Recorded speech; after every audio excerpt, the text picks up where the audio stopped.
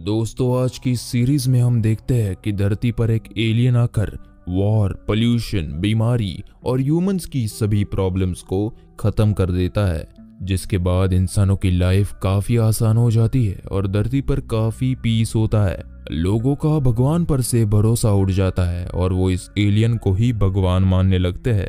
लेकिन इंसानों को ये नहीं पता होता कि यही भगवान उनके दुनिया का अंत करने वाला है।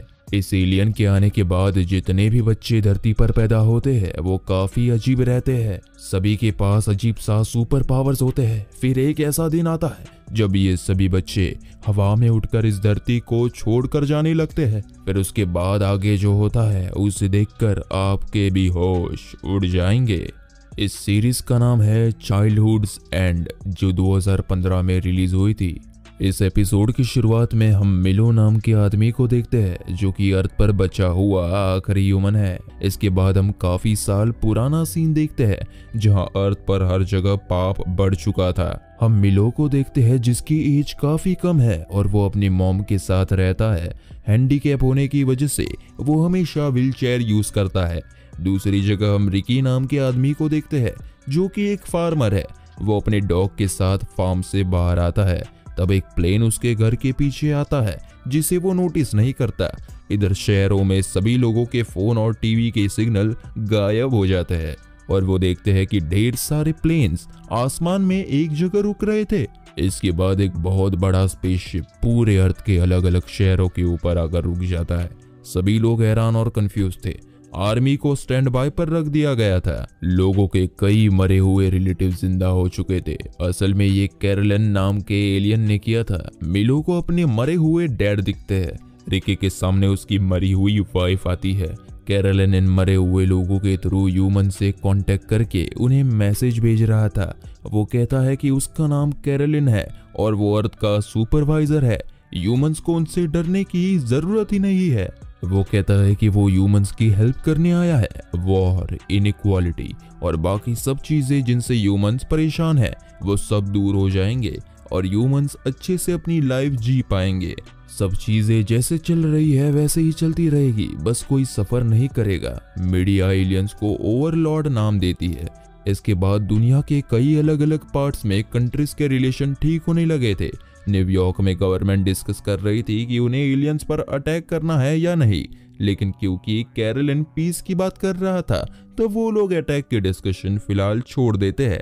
रिकी जिस टाउन में रहता है वहां के मेयर और बाकी सबके बीच बहस चल रही थी कि उन्हें क्या करना चाहिए, लेकिन रिकी अपना सजेशन देते हुआ कहता है कि एलियंस ने अभी तक कोई ऐसा कदम नहीं उठाया है जिससे ह्यूमंस को खतरा हो। उल्टा उन्होंने तो वर्ल्ड में पीस क्रिएट करने की बात की है। रात में जब रिकी अपनी गर्लफ्रेंड एली के साथ था तो अचानक उनका घर हिलने लगता है। वो दोनों बेसमेंट में छुप जाते हैं, लेकिन एक बहुत तेज लाइट उनके डोर पर आती है। रिकी समझ जाता है कि ये एलियंस है, इसलिए वो हिम्मत करके उनसे बात करने जाता है। उसके सामने एक छोटे से शिप का डोर ओपन होता है। रिकी उसमें बैठ जाता है और वो शिप वहां से उड़ जाता है। रिकी देखता है कि वो एक होटल सूट में था। ये वो ही होटल है जिसमें वो अपनी डेड वाइफ के साथ हनीमून पर गया था।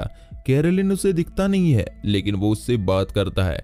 रिकी ये रूम देखकर इमोशनल हो जाता है। कैरोलिन चाहता है कि रिकी एक मीडिएटर बनकर एलियंस की बात ह्यूमंस तक पहुंचाए ताकि वो बता सके कि वो यहाँ पर क्यों आए हैं।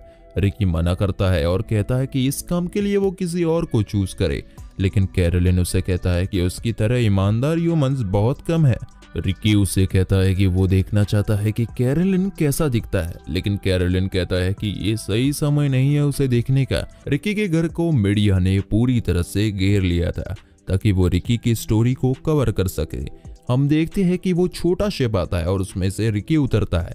शिप वापस चला जाता है। एक प्रेस कॉन्फ्रेंस होती है जिसमें मीडिया रिकी से एलियंस के साथ क्या कन्वर्सेशन हुई उसके बारे में पूछती है। रिकी बताता है कि कैरोलिन को उसने देखा नहीं, लेकिन वो हर तरह का वॉर, हंगर, पोल्यूशन सब कुछ रोकना चाहते हैं जिससे ह्यूमन एक पीसफुल लाइफ जी सके।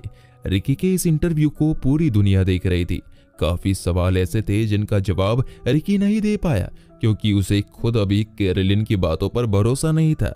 अब रिकी जब कैरोलिन से मिलता है तो कैरोलिन उसे कहता है कि अब वो मिलकर हंगर को कम करेंगे, इक्वल डिस्ट्रीब्यूशन करके। रिकी दोबारा उसे कहता है कि अगर वो अपना रियल फेस दिखाकर हेल्प करेगा तो लोग उस पर ज्यादा बिलीव करेंगे, लेकिन कैरोलिन कहता है कि अभी ह्यूमंस उसे देखने के लिए रेडी नहीं होंगे। अब 6 महीने बीत जाते हैं जब ह्यूमंस को आसमान में इतने बड़े स्पेसशिप की आदत हो गई थी। अब अर्थ में पीस था, हंगर कम हो चुका था, काफी चीजें अब बहुत बेहतर हो चुकी थी। मिलो को साइंस में बहुत इंटरेस्ट है। वो अपनी माँ को बताता है कि किस तरह एलियंस सब चीजों को ठीक कर रहे हैं, लेकिन क्योंकि मिलो डिसेबल्ड है इसलिए वो ज्यादा कुछ एक्सप्लोर नहीं कर सकता। वही इतने महीनों के बीच फ्रीडम लीग नाम का एक ऐसा ग्रुप बना जो एलियंस के अगेंस्ट है। रिकी को डर है कि इस ग्रुप की वजह से एलियंस का काम खराब होने लगेगा। वो अपनी इस चिंता को कैरोलिन को जाहिर करता है, लेकिन कैरोलिन को इन बातों से फर्क नहीं पड़ता। रिकी क्यूरियस होकर मिरर के पार देखने की कोशिश करता है, लेकिन हम देखते हैं कि इधर से एक हाथ आता है जिसे देखकर रिकी पीछे हट जाता है। अगले सीन में हम देखते हैं कि मिलो की मॉम ड्रग डीलर से ड्रग्स लेने से मना करती है। इस बात से गुस्सा होकर वो आदमी उसे गन दिखाकर थप्पड़ मारता है। मिलो ये देख लेता है और उस आदमी को उकसाता है। वो आदमी गुस्से में मिलो को ही शूट कर देता है और मिलो वही मर जाता है। उसकी मां रोते हुए उसे हक करती है। तब स्पेसशिप से एक लाइट आती है जिससे वो आदमी वही मर जाता है और मिलो दोबारा जिंदा हो जाता है। सिर्फ जिंदा ही नहीं, मिलो अब अपने पैरों पर खड़ा हो सकता था। यूगो इस खबर को बड़ा बनाने की कोशिश करता हुआ कहता है कि एलियंस हमारे जस्टिस सिस्टम को कंट्रोल करना चाहता है। वो कहता है कि एलियंस खुद को भगवान समझने लगे हैं। रिकी जब एली के साथ डिनर कर रहा था तो अचानक उन्हें बाहर से कुछ आवाज आती है। रिकी को लगता है कि शिप उसे ले जाने आया है, लेकिन वो फ्रीडम लीग के लोग थे जो उसे किडनैप कर लेते हैं। यूगो जो कि फ्रीडम लीग का लीडर है, वो उसे एक सीक्रेट बेसमेंट ले जाकर कन्विंस करता है कि वो उन्हें ज्वाइन करके एलियंस के अगेंस्ट बोले, लेकिन रिकी इस बात से इनकार करता है। ये भड़काऊ बातें पूरी दुनिया देख रही थी क्योंकि कैरोलिन इसे टेलीकास्ट कर रहा था। यूगो के लोग रिकी को शूट करते हैं, लेकिन सब कुछ अचानक पॉज हो जाता है और वहां का एक डोर ओपन होता है। रिकी उस रूम से सीधा कैरोलिन के पास पहुंच जाता है, जहां उसे उसकी मरी हुई वाइफ एनाबेल मिलती है। वो उसे किस करने वाली थी, लेकिन रिकी नहीं करता क्योंकि उसे लगता है कि ये कैरोलिन की माया है। वो काफी देर उससे बात करता है। एनाबेल उसके सामने कैरोलिन की तरफदारी करती है, लेकिन रिकी वहां से घर चला जाता है। एली रिकी को कहती है कि कैरोलिन उसके दिमाग से खेल रहा है। वो कहती है कि उसे जानना होगा कि असल में ये कैरोलिन है कौन। अगले दिन जब रिकी उससे मिलने के लिए रेडी हो रहा था तो एली उसे कैमरा देती है जिससे वो उसका रियल चेहरा देख सके। रिकी जब उससे मिलता है तो कैरोलिन उसे उनकी अचीवमेंट्स के बारे में बताता है। फ्रीडम लीग भी अब पूरी तरह टूट चुका था। रिकी उसे समझाने की कोशिश करता है कि उसे खुद को लोगों को दिखाना पड़ेगा ताकि सब लोग उस पर पूरी तरह भरोसा कर सके, लेकिन कैरोलिन उसे फिर से यही बात कहता है कि ह्यूमन साइकोलॉजिकली रेडी नहीं है उन्हें देखने के लिए। वो बताता है कि जब दूसरे प्लैनेट्स में उन्होंने खुद को रिवील किया तो उसके इफेक्ट्स ठीक नहीं थे। वो रिकी से कहता है कि यहाँ पर उसका काम खत्म होता है और अब वो उसे दोबारा नहीं बुलाएगा। कैरोलिन उसे बाय कहता है, लेकिन रिकी जल्दी से अपने कैमरा को मिरर पर लगाकर एक फोटो क्लिक कर लेता है। घर आकर जब वो और एली उस फोटो को देखते हैं तो काफी डर जाते हैं और सोचते हैं कि ह्यूमंस अभी कैरोलिन को सच में देखने के लिए रेडी नहीं है। फिर वो उस फोटो को डिलीट कर देते हैं। इसके बाद रिकी एली को शादी के लिए प्रपोज करता है। अगले सीन में हम देखते हैं कि मिलो एक भिखारी के पास आता है जो हमेशा एक कार में बैठा रहता है। मिलो कहता है कि साइंस खत्म हो रहा है और वो साइंस को खत्म होता नहीं देख सकता। इसके बाद हम 15 साल के बाद का सीन दिखाया जाता है। मिलो अब बड़ा हो चुका था और उसकी ग्रेजुएशन भी पूरी हो चुकी थी। उसे एक एस्ट्रोफिजिक्स का जॉब भी मिल गया था। 15 साल बाद ये आज का दिन था जब एलियंस खुद को दिखाने वाले हैं। उन्होंने अर्थ को हेवन की तरह बना दिया था। सभी लोग खुश थे। लोग टीवी ओपन करके बैठे थे और काफी लोग स्टेडियम में कैरोलिन का इंतजार कर रहे थे। अचानक स्पेसशिप आता है और काफी तेज लाइट उन्हें दरवाजों पर दिखती है। लोग उनके इंतजार में बैठे थे। अंदर से आवाज आती है कि बच्चों को हमारी तरफ भेजो। सभी बच्चे खुश होकर उनकी तरफ जाते हैं। वो लोग देखकर काफी डर जाते हैं कि कैरोलिन एक हेल में से निकले डेविल की तरह दिख रहा था। सबके रोंगटे खड़े हो जाते हैं और ह्यूमंस की क्यूरियोसिटी पूरी तरह खत्म हो चुकी थी। कैरोलिन खुद को इंट्रोड्यूस करता है और कहता है कि डरने की कोई जरूरत नहीं है। इसके बाद हम देखते हैं कि 4 साल बीत चुके थे और जैसे कि कैरोलिन ने कहा था, दुनिया में अब इनइक्वालिटी, वॉर का नामो निशान नहीं था। ह्यूमंस के लिए स्ट्रेस और डिजीज जैसी अब कोई चीज नहीं थी, लेकिन अर्थ पर अब भी न्यू एथेंस नाम की जगह थी जो कि अब भी पुराने तौर तरीके से चलती है। जो भी इस न्यू वर्ल्ड में नहीं रहना चाहता और पुराने तौर तरीके से चलना चाहता है वो न्यू एथेंस जा सकता है, लेकिन ज्यादातर लोग अब नए तरीके से चलना चाहते हैं क्योंकि यहाँ सब कुछ परफेक्ट है। मिलो भी इस न्यू वर्ल्ड का पार्ट है, लेकिन उसे डर है क्योंकि साइंटिफिक इंक्वायरीज खत्म होते जा रही है। वो बॉयज इंस्टीट्यूट में काम करता है जिसका ओनर डॉक्टर बॉयज है। डॉक्टर बॉयज का कैरोलिन के साथ काफी अच्छा बॉन्ड बन चुका है। हम देखते हैं कि पिछले 19 साल में अब जाकर कैरोलिन रिकी से मिलने आता है। रिकी उसे कहता है कि उसने कभी उससे कांटेक्ट करने की कोशिश क्यों नहीं की। वो कहता है कि वो और एली काफी टाइम से एक बेबी ट्राई कर रहे हैं, लेकिन एली प्रेग्नेंट नहीं हो रही। कैरोलिन उससे सिर्फ माफी मांगता है और चला जाता है। इसके बाद हम देखते हैं कि एक शिप एमी नाम की औरत के घर जाता है और उसके पेट पर रोशनी करता है। एमी बड़बड़ाते हुए कहती है कि हमें चिल्ड्रन को बचाना होगा। उसका हस्बैंड जेक उसके पास आता है जब वो बड़बड़ाते हुए कहती है कि इससे ही सब खत्म होगा। जेक उसके पास आकर उससे जगाता है। वो दोनों अपने बेटे टॉम के पास जाते हैं जो कि होश में नहीं होता और वो भी यही बड़बड़ाता है कि हमें चिल्ड्रन को बचाना होगा।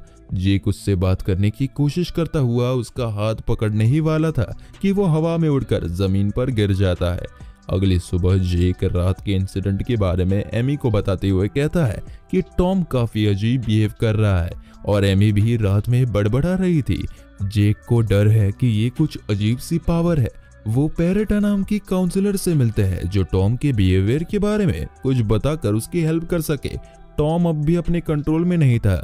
अब होता ये है कि कैरोलिन ढेर सारे एनिमल्स को अपने प्लेनेट पर भेज रहा था। मिलो जब बॉयसी से इसका रीजन पूछता है तो वो उसकी बात को इग्नोर करते हुए उसे काम से निकाल देता है। मिलो चाहता है कि वो कैरोलिन से इसका रीजन पूछे, लेकिन बॉयसी उसे कुछ पूछना नहीं चाहता क्योंकि उसे लगता है कि अगर वो कैरोलिन का भरोसा जीत जाए तो वो उसके प्लेनेट पर जाने वाला पहला ह्यूमन बन जाएगा। बॉयसी एक तरह से कैरोलिन की चापलूसी करता है। अब हम देखते हैं कि रिकी अपनी एक्स वाइफ की पुरानी चीजों को देखकर उसे याद कर रहा था। तभी अचानक उसके हाथ पर दर्द होने लगा था।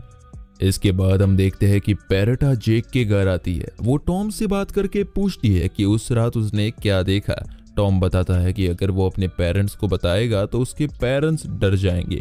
वो पेरेटा को बताता है कि वो हर रात एक जगह जाता है जो कि डार्क है, जिसकी जमीन पर आग है और वो एक आग की तरह दिखती है। पेरेटा ये सुनकर घबरा जाती है और उसे समझाने की कोशिश करती है कि ये सिर्फ उसका वहम था। तभी टॉम को बच्चे की रोने की आवाज आने लगती है जिससे वो कान बंद करके बाहर आ जाता है। पेरेटा भी उसके पीछे पीछे आती है, लेकिन अचानक उसके गले के क्रॉस से उसका गला घुटने लगता है।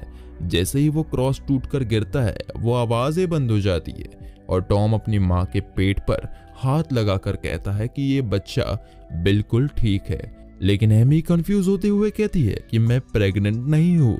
पेरेटा वहां से डरकर भाग जाती है। अगले सीन में हम देखते हैं कि रिकी और एली लंच कर रहे थे। तब वो देखते हैं कि उनकी खिड़की से बच्चे झांक रहे थे। ये सब रिकी के फैंस की भीड़ थी जिन्होंने उसके घर के बाहर डेरा डाल रखा था।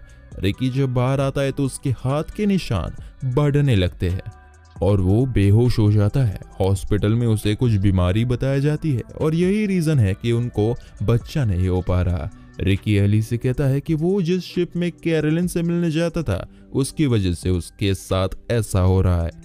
इधर मिलो पता लगाने की कोशिश कर रहा था कि आखिर ओवरलॉर्ड्स असल में क्या है। उसे लगता है कि ये डेविल्स है। उधर पेरेटा को एक आदमी कहता है कि ओवरलॉर्ड्स डेविल्स ही है, लेकिन पेरेटा इस बात पर ध्यान नहीं देती। पेरेटा ने काफी समय पहले ही भगवान पर भरोसा करना बंद कर दिया था, लेकिन ये आदमी उसे समझाता है कि जेक की फैमिली पर ओवरलॉर्ड्स ही अटैक कर रहे हैं। हम देखते हैं कि जेक और टॉम पानी से खेल रहे थे। तब टॉम किसी जेनिफर नाम की लड़की का नाम लेता है।